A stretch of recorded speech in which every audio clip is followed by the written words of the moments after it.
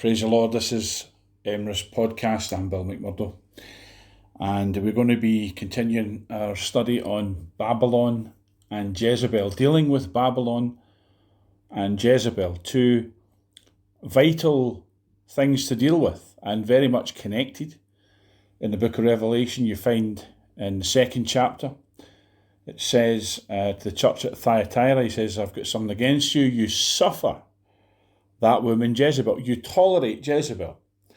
And Jezebel, of course, is that spirit that comes against churches, that seeks to undermine true authority in God's leaders and pull the saints of God away and into error and into fornication, sometimes literal fornication, other times, and it really means spiritual fornication. So that's the primary meaning of it, although literal fornication can be involved.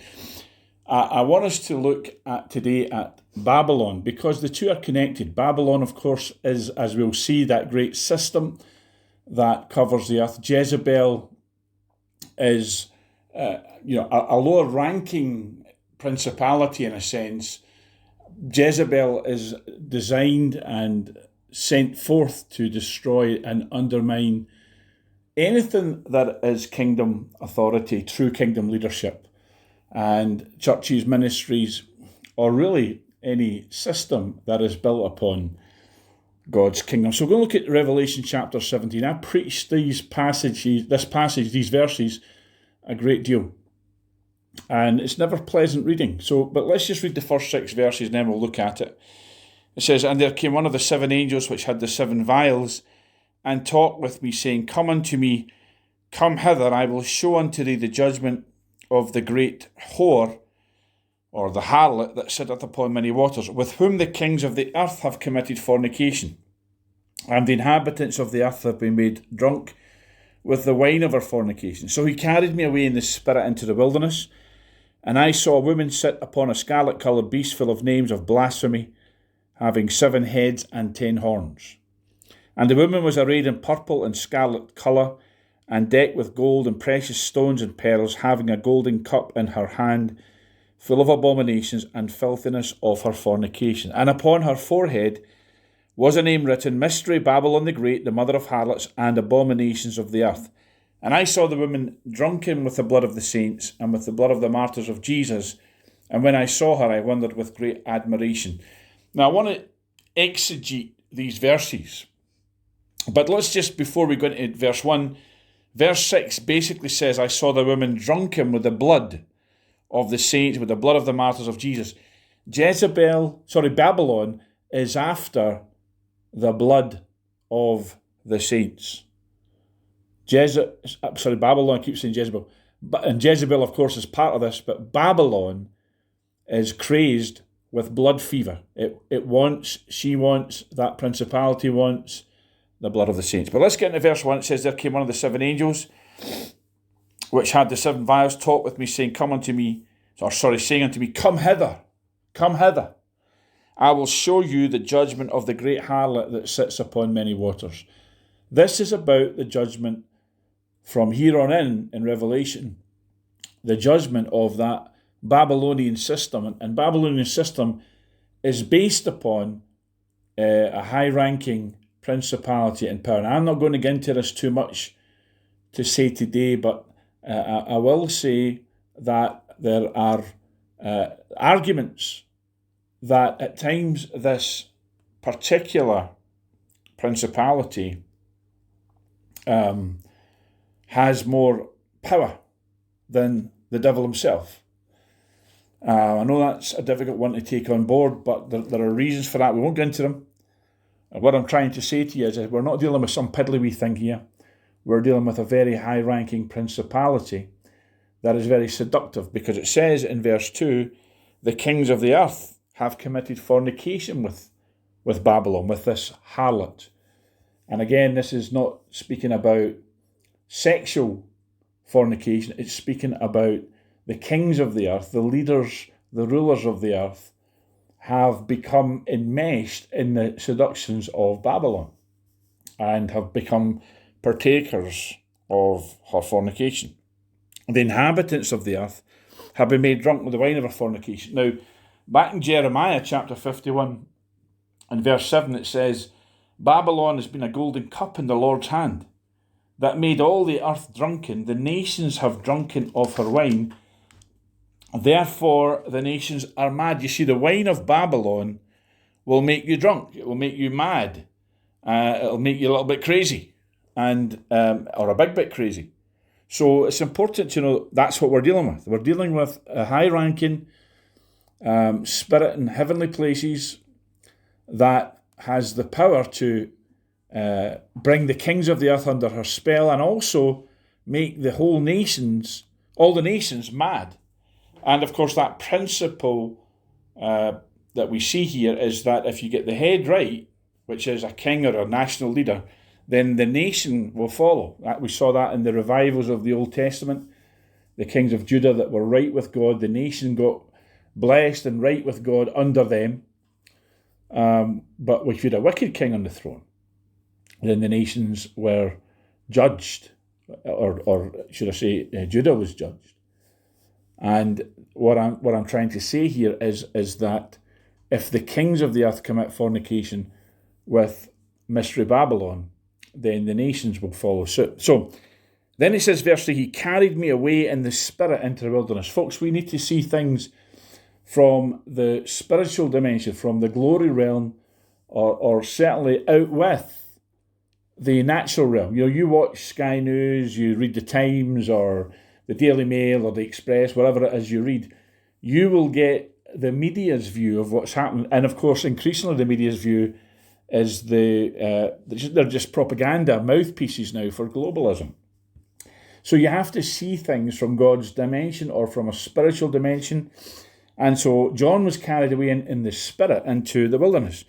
And he saw a woman sit upon a scarlet-coloured beast. Now, I know we could say this is symbolic language, and I believe it is, but I also believe that he's describing a principality that he saw.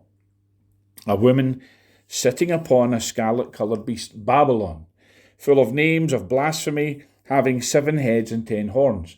The beast had 7 heads and 10 horns. The woman is sitting upon this scarlet-coloured beast. And so he's seeing a female figure. Now, you and I know that the entire Babylonian agenda is transgender. So he saw a woman. That doesn't mean to say that this spirit that he saw was female. It could be, in our present day, we're told to call men women because they choose to identify as such. So he's seeing a woman. He's seeing a female figure. But Babylon is all about deception. So in this day and age, you can see a woman, but it's not necessarily really a woman. And I'm saying that for a reason because, there's a lot of debate about spiritual beings, angelic and principality powers, those type of things, whether they actually have a gender. But he's clearly seeing a woman here. He's seen something that manifests in the female form, and it sits upon the scarlet-coloured beast. Then he says, verse 4, the woman was arrayed in purple and scarlet colour and decked with gold and precious stones and pearls, having a golden cup in her hand. We just saw that in Jeremiah 51, verse 7. Full of abominations and filthiness of her fornication. Now, Babylon, folks, the system, what we would call the globalist, liberal system that's out there now, the economy, the political system, all of that, the world system we would call it back in the day, it's full of abominations. It always was.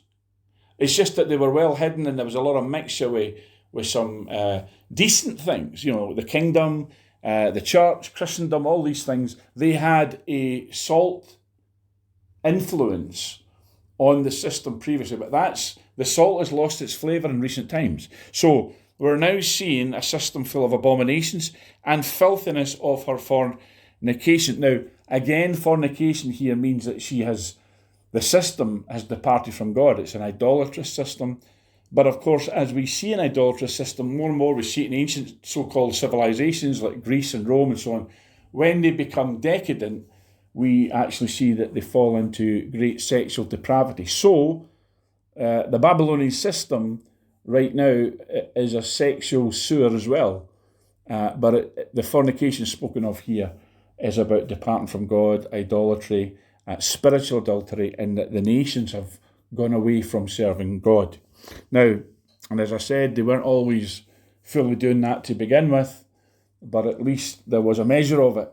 And certainly in my lifetime as a younger man, I remember that. Now, verse 5 says, and this is where it gets interesting, upon her forehead, and remember, of course, upon the forehead is where your allegiance is marked. You know, the mark of the beast, if you're in the beast Babylonian system, or the mark of God the Father, Yahweh, if you are in the kingdom. And this is all in Revelation.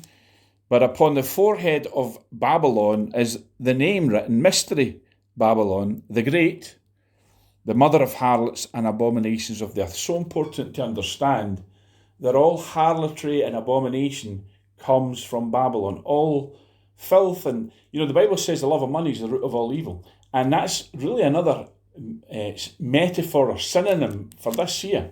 The two are describing the same thing. So the love of money is actually the Babylonian mammon system, which means that it's money driven. Money is worshipped. Money is sought after. Mammon, you can't serve God, mammon. And mammon's another way of describing Mystery Babylon, because it's the root of all evil. It's the source, the mother of harlotries and abominations of the earth. All the abominations of the earth, everything you can think of, is found in Babylon. And of course there's sexual abomination there. So fornication, adultery, bestiality, and of course the horrific thing that is very much part of the globalist agenda, which of course is pedophilia. And pedos and all these people. It's all connected. You can say, well, I'm not involved in all that. That's fine. But the point being is that this system is run by this spirit called Mystery Babylon, and she is the source spirit of all the abominations on the earth, all the harlotries, all the sexual sins and crimes and all of these things. They're all found in her stable, if you like. They're just different horses in the stable. So we need to shun Babylon. We need to shun that system. We need to shun this spirit.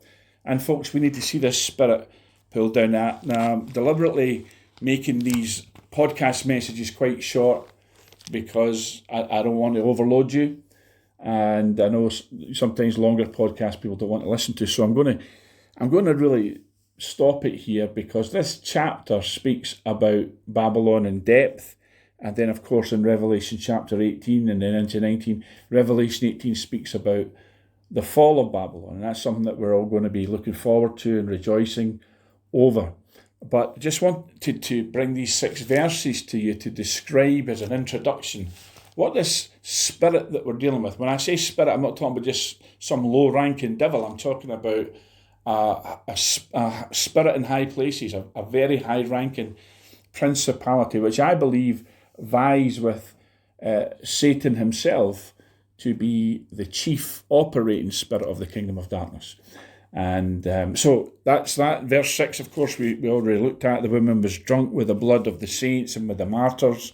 So this system, of course, and the spirit, the principality, the power that's behind it, the high-ranking fallen angelic power, if you want to call it that, this system is after the blood of the saints. That's the thing. So a lot of stuff that you see that goes on in Babylon that people identify, that non-Christians even, awakened people, awakened to the agenda that's going on, they'll identify stuff that's going on, but they don't understand that the real purpose of the Babylonian system is to come after the saints. A lot of the stuff is directed at the saints.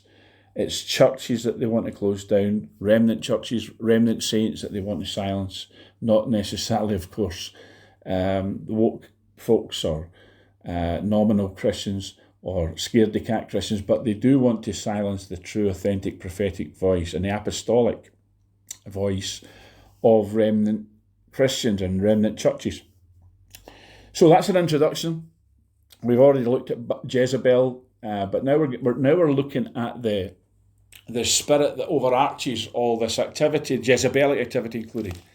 And it comes against, and it's interesting here that the kings of the earth have committed fornication. See, Babylon is that spirit that seeks to bring nations and their rulers under her thrall, under her spell, and into her agenda. So all the agenda that's going on just now, what we would call globalism, New World Order, all of that is under the thrall, under the control, under the direction of this spirit. And now, more than any other time in Earth's history, you could say, this spirit is active and operating and coming against the kingdom, coming against the saints of God, coming against God's purpose and the remnant saints who follow that purpose in the earth. So we'll leave it there, folks, till next time, and the Lord bless you, and look forward to speaking to you soon.